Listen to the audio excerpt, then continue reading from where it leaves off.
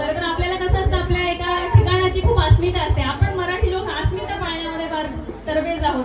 भाषिक अस्मिता असतील, प्रांतीय अस्मिता असतील, आपल्या भूमीच्या त्या काही बॉर्डर्स आहेत त्यांच्या पण अस्मिता असतात. पण त्याही पलीकडे जाऊन तुम्ही जे मला काही आपुलकी, प्रेम सगळं काही दिले ते मी ह्याची देही आता भाऊ सांगत ज्याला मला फोटो भेटले असतील त्यांनी मला युट्यूब चॅनल सबस्क्राईब करायची. तर बसू का मी मग ह्या आमच्या इंस्टाग्रामच्या अख्ख्या कुटुंबातल्या बाया मला काय बोलत, वा बाई तुम्ही एकच लुगरे हो, एकच लुगरे हो. याला कोण बाई सांगल काल कालचं चालू आहे, आगोट काल चालू आहे, आगोट काल खपली तर या पाण्यामध्ये जाता नाव एवढी आखलं नाही. तर ती लुगडी म्हणजे वालता वालत नाही. तर मी नाही उपायला का नव्हता बोलले उतना वालवी का नाही. ती धुरकांडत आता बोलले धुरकांडत कधी धुरकांडी तरी बा. मग ते जेव्हा आता बोलले तुमची नाही येईल तर किनावली ना मग एखाद दुसरा घेईल.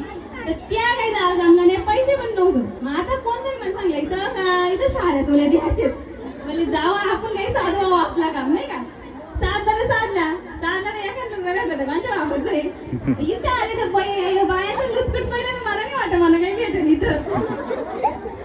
त्या पहिला पाणी परवलं डोक्यावर तेव्हा आम्ही सारी घेतली जायचंच नाही. अशा हुशार बाहेर नाही शापूरच्या बाया म्हणजे कधी हुशार आहेत म्हणून एवढं एक तरतरले म्हणजे या बाया एका बाप्याला बुजून खात असतील खरी. या अशाच बाया पहिले मला आवडल्या बाया ह्या अशा बाया असतात नाही म्हणजे या त्यांचा निश्चय म्हणजे दृढ निश्चय.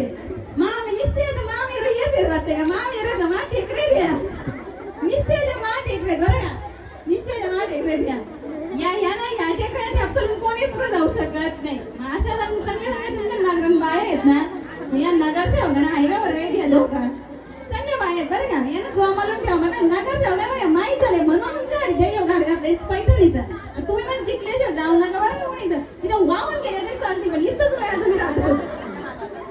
आता तुम्ही एवढे आलते ना मराठी आता मी आले कुठच्या मूरपाशी आले का नाही.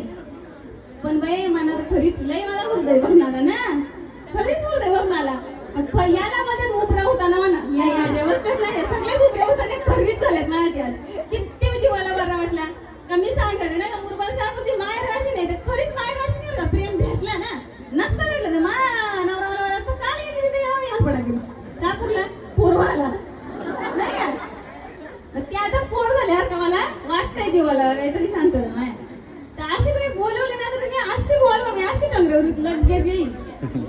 आता पुढच्या तुमच्या दिवाळीला काय असतील दिवाळी लावायला तुमच्या टिकोरीची कोरी काय लावायची असतील ना सगळी लावायला मी येते हो तुमच्या इथं. बोलायला विसरू नका माझं या तुम्ही एवढे भरभर कंबाया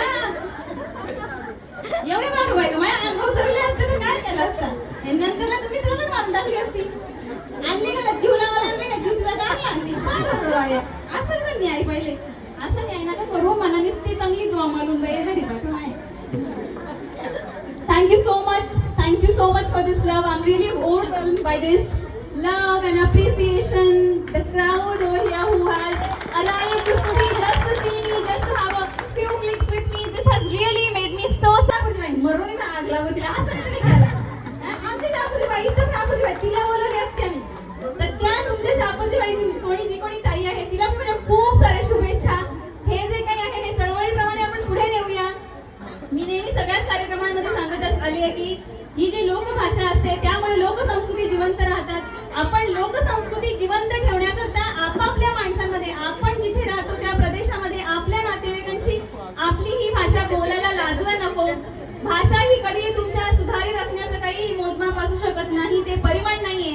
तुम्ही प्रमाण भाषा नक्की शिका. प्रमाण भाषेत बोला. प्रमाण भाषेतलं व्याकरण वाचन अवांतर वाचन ऐतिहासिक वाचन आपल्याकडे खास आहेत.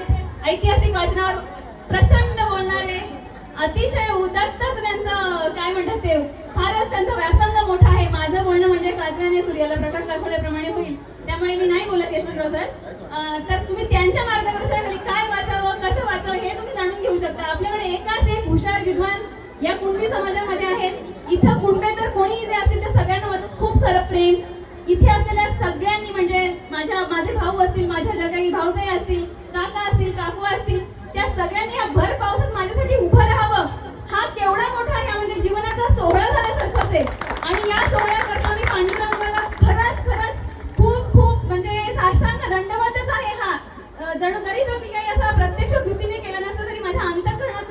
दंडवत आहे. खरंच माझ्या या सगळ्या माझ्या वयोवृद्ध काका काकूंना, तुम्हा सर्व तीर्थ स्वरूपांना माझा नमस्कार आहे अत्यंत विनम्रतेचा. मी कृतज्ञ आहे. हे प्रेम मी कधी विसरू शकत नाही. गावाची वेस ओलांडताना डोळे पाणवले की आपल्या आजीचं जे माहेर आहे तिथे आपण म्हणजे तिसरी पिढी आपण आहोत आणि त्या गावी सुद्धा जाऊन आपल्याला इतकं प्रेम मिळू शकतं की ते त्यांना पुन्हा उजाळा मिळेल की आपल्या बरं ना मी मेले मी आता केली ना माई ह्यात डोले पहिली मी लय भरून पावले खरीच. एक